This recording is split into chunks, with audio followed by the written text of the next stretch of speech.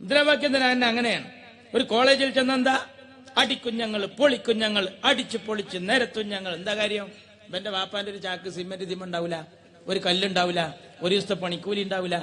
അടിച്ചു നിരപ്പാക്കല്ലോ. ഇവരൊന്നും ഉണ്ടാക്കില്ല. ഇവര് കുറെ തുറന്ന ജയിൽ, അതവരെ പരിപാടി. ആരും പേടില്ല, എല്ലാവരെയും വെല്ലുവിളിക്കുക. കുറെ ശുഹദാക്കന്മാരെ കിട്ടണം. അതന്നെ രക്തസാക്ഷികൾ സിന്ദാബാദ്, രക്തസാക്ഷി സിന്ദാബാദ് അല്ലേ? ഇപ്പൊ നാളെ കൊടുങ്ങല്ലൂർ ഒരു ചങ്ങായി മരിച്ചപ്പോ BJPയും CPM തർക്കം. CPM പറഞ്ഞു ഇത് ഞങ്ങളെ രക്തസാക്ഷിയാണ്. വിട്ടുതരൂല. മറ്റൊരു പറഞ്ഞത് നമ്മളെ രക്തസാക്ഷിയാണ്. തർക്കായി. അവസാനം പഞ്ചായത്ത് മെമ്പർ നറുക്കിടേണ്ടിയെന്ന്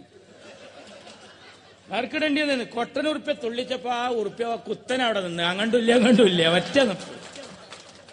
കൊടിപൂര പോരെ, ആനമയിലൊട്ടകം കുതിര. ഇനി ഇതിലും വലിയ പരിപാടി ഉണ്ടാവും. ആരെ ശുഹദാണിതെന്ന് പിടുത്തല്ല. നായ്ക്കൊരനെ പൊടിയാണ്ട് വിതറും. ഇരുന്നിങ്ങനെ ചൊറിയുമ്പോ പോളിങ് ഇങ്ങനെ കൂടല്ലേ. ഇതിങ്ങനെ തണർക്കണതിനനുസരിച്ച് പോളിങ് ഇങ്ങനെ കൂടും. എന്നിട്ട് ഇവരത് മാത്രം, ഇവരെ വോട്ടിങ് മാത്രം, മറ്റുള്ളവരൊന്നും സമ്മതിക്കൂല. എത്ര ആളുകളുടെ വോട്ട് ഇവര് ചെയ്യാൻ? ഗൾഫിലുള്ളവരെ വോട്ടൊന്നും നമ്മളെ നാട്ടിലില്ല. എന്നാ കണ്ണൂരിലൊക്കെ പ്രവാസ വോട്ട് നേരത്തെ നടപ്പിലായിട്ടുണ്ട്. ദുബായിലുള്ളവന്റെ വോട്ടൊക്കെ ഇവിടെ ചെയ്തു പോകും. മരിച്ചോരെ വോട്ട് ചെയ്യലില്ലേ? മരിച്ചോരെ വോട്ട് ചെയ്യലുണ്ട്. മരിച്ചുപോയ ആൾക്കാരതൊക്കെ ടിക്ക് ചെയ്ത് മാറ്റി. മരിച്ചുപോയ ആളുകളുടെ വോട്ട് ടിക്ക് ചെയ്തിട്ട് മാധ്യമം പത്രം ഇത് സംബന്ധമായ ഒരു ഫീച്ചർ തന്നെ എഴുതിയിരുന്നു. 4 ദിവസം മാധ്യമം പത്രം എഴുതി. ദിവസം ഞാൻ വെറുതെ തമാശക്കൊരില്ല, മരിച്ചവരുടെ പേര് ടിക്ക് ചെയ്ത് പോയിട്ടുണ്ടാവും. ഇവര് വോട്ട് ചെയ്യും. ഒരു ശാരദ ടീച്ചർ എന്ന് പറഞ്ഞ ടീച്ചർ ഡ്യൂട്ടിക്ക് പോയിരുന്നു. 37 ഭർത്താവ് മേലെ വീട്ടിൽ ഭാസ്കരൻ മാഷ് മരിച്ചിട്ട് 4-5 കൊല്ലയിക്കണം. ആ ടീച്ചർ മാഷ ബൂത്തിലാണ് ഡ്യൂട്ടിക്ക് വന്നത്, പ്രിസൈഡിംഗ് ഓഫീസറായിട്ട്. അപ്പുറത്തിരിക്കുന്ന ഏജന്റ് ഇങ്ങനെ വായിച്ചു തരും, ടീച്ചർ ഇങ്ങനെ ടിക്ക് ചെയ്യും. അതിൽ വോട്ട് ചെയ്ത് പോയവരെ കൂട്ടത്തിൽ മറ്റാൾ വായിച്ചു കൊടുക്കുക. മേലെ വീട്ടിൽ ഭാസ്കരൻ. ടീച്ചർ ആ പെന്നവിടെ വെച്ച് ടീച്ചർ പറഞ്ഞു, ഇതുവഴി വന്ന് എന്നോടൊരു വാക്ക് പോലും മിണ്ടിയില്ലല്ലോ. അപ്പൊ ആ സാധു മരിച്ചിട്ട് 4 കൊല്ലയിക്കണേ. പെരക്കാരറിയാതെ വോട്ട് ചെയ്ത് പോവുക. ഇങ്ങനത്തെ ഒരു പാർട്ടി ഉണ്ടോ? ജനാധിപത്യ ധ്വംസകരാണിവർ. ഇപ്പൊ പൊന്നാനിയിൽ തെരഞ്ഞെടുപ്പ് പണി ഇതാണ്, ഭീഷണിപ്പെടുത്തുക. ഇപ്പൊ നമ്മുടെ UDF ഭരണത്തിലുണ്ടായിരുന്നു കഴിഞ്ഞ ലോക്സഭാ തെരഞ്ഞെടുപ്പ്. സുധാകരനൊക്കെ മത്സരിച്ചിരുന്ന സമയം ഞാനവിടെ പ്രചരണത്തിന് പോയി. അവിടെ കിടന്നുറങ്ങല, എന്നിട്ട് പോരും ചില സമയങ്ങളിലൊക്കെ. ഇപ്പോ ഫൈസൽ ബാബു ഇവരൊക്കെ അവിടെ ഇരിക്കുന്നുണ്ട്. ഇപ്പൊ കണ്ണൂരിലൊക്കെ പോകുമ്പോഴൊരു സ്ഥിതിയാണ്.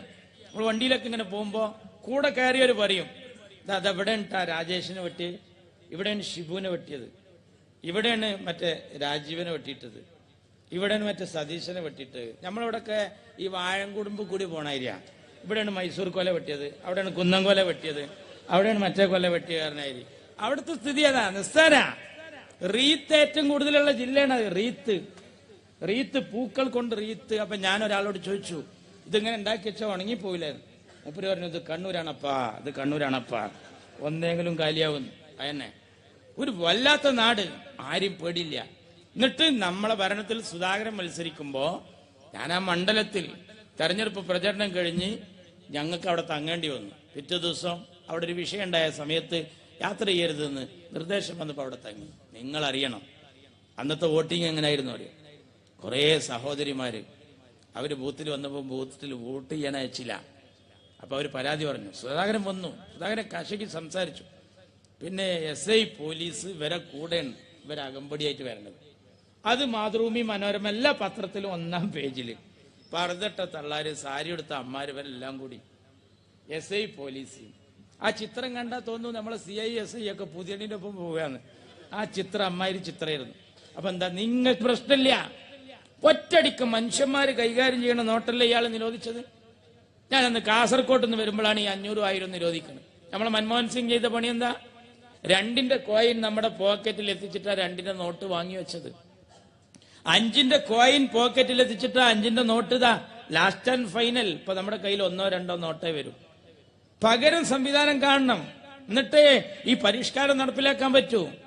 ഇയാൾ ഒരു ദിവസം രാത്രി ആരോ ഉറക്കത്തിൽ കാണുന്ന പോലെ വന്നിട്ട് പറയാ, നാളെ മുതൽ 1000-500 നിരോധിച്ചു. ഞാൻ കാസർകോട്ട് നിന്ന് വരിക. ഞാൻ വീട്ടിലെത്തി, ചേളാരിയിൽ നിന്ന് സുബൈ നിസ്കരിച്ച് വീട്ടിൽ കയറിയിട്ട് രാവിലെ വന്നപ്പോ എന്റെ ഭാര്യ കട്ടൻ ചായ കൊടുന്നു വന്നപ്പോ കൂടെ 30 വർത്താനം. നീ നമ്മളെന്താ ചെയ്യാ? എന്തേ വിഷയം? നിങ്ങൾ അറിഞ്ഞിട്ടില്ലേ നോട്ട് നിരോധിച്ചു? വണ്ടി കിടന്ന് നിങ്ങൾ ഉറങ്ങിപ്പോന്നതാണ്. നോട്ട് നിരോധിക്കുക. ഏത് നോട്ട്? 500,000 നിരോധിച്ചല്ലോ. നിങ്ങൾ അറിഞ്ഞില്ലേ വീരെന്ന്?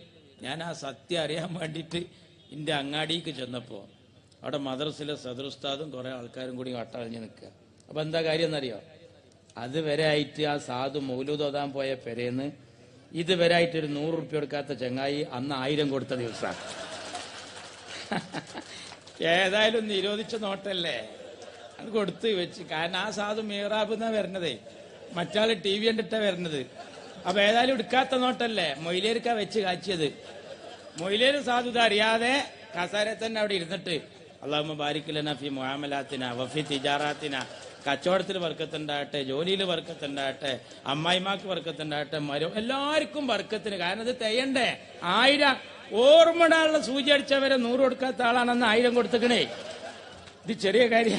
അതുണ്ട് കിട്ടിയിട്ട് മൂപ്പരാണ്ട് തോരന്നിട്ട് ചോദിച്ചു, ബാക്കിന്ന് അങ്ങോട്ട് തരട്ടെ.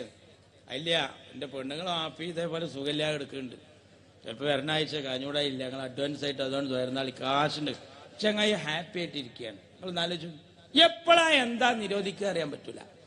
ഒറ്റയടിക്ക് ഇയാൾക്കുണ്ട് തോന്നുന്നു ഏക് മഹീനയ്ക്ക് അന്തർ അച്ഛാ ദിൻ ആയേഗ.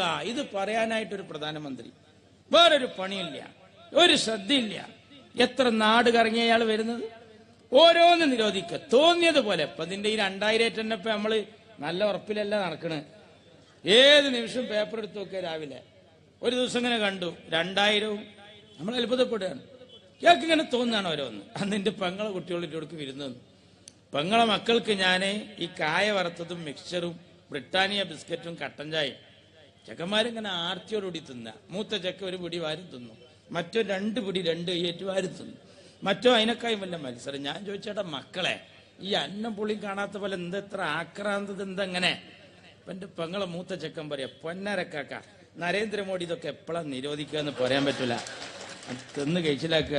കുട്ടികൾക്ക് വരെ മനസ്സിലായിക്കണ ജനങ്ങളെ മുഴുവൻ ക്യൂവിൽ നിർത്തി.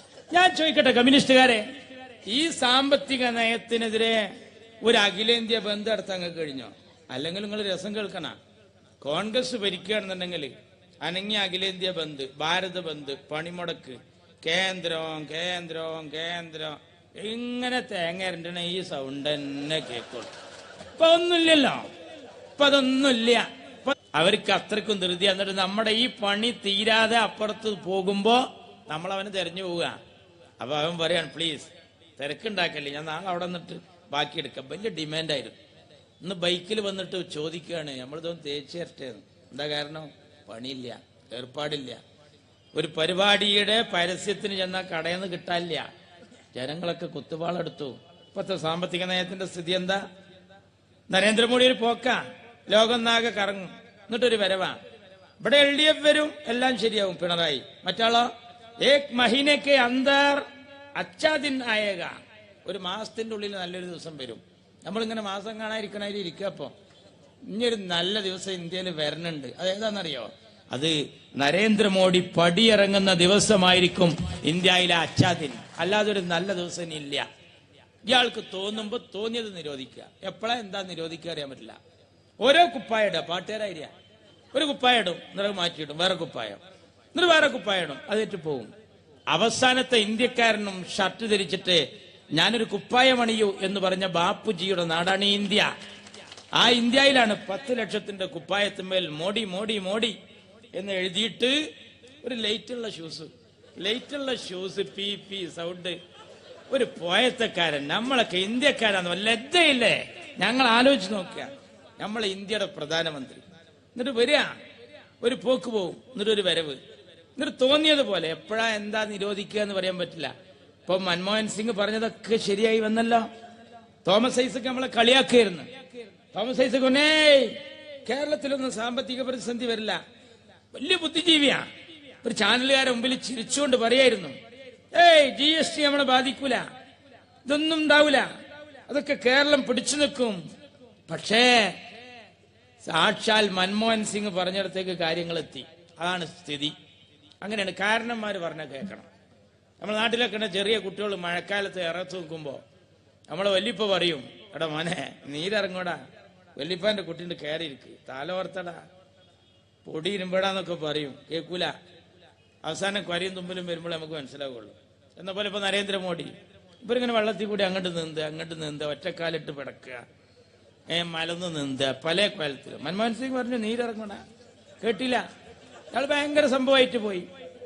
ഇപ്പൊ അയാളെ റൂമിൽ നിന്ന് കൊര തുടങ്ങിയിട്ട് യശ്വന്ത് സിന്നൊക്കെ ഉറക്കല്ല. മൂപ്പരൊരൊറ്റ എങ്ങായിനെ കൊണ്ട് ഉറക്കിട്ടണില്ല. എന്നിട്ട് ഇയാളിങ്ങനെ തിണ്ടുമ്പോ കൊരച്ച് തുപ്പി ഇരുന്നിട്ട് പറയപ്പോ ഒരു മേക്കാച്ചിലുണ്ട്, അതന്നെയാണ് ഈ മാന്ദ്യം. അതന്നെയാണ്, മനസ്സിലായില്ലേ? ഈ മേക്കാച്ചിലാണ് ഇനി പനിയായിട്ട് വരിക. അപ്പൊ എന്താ പറയാ, മൻമോഹൻ സിംഗിന്റെ ആ ബുദ്ധിയൊന്നും ഇയാൾക്കില്ല. ഇയാൾക്ക് ഇവിടെ കുറെ കുട്ടികൾ മരിച്ചല്ലോ ആശുപത്രിയിൽ,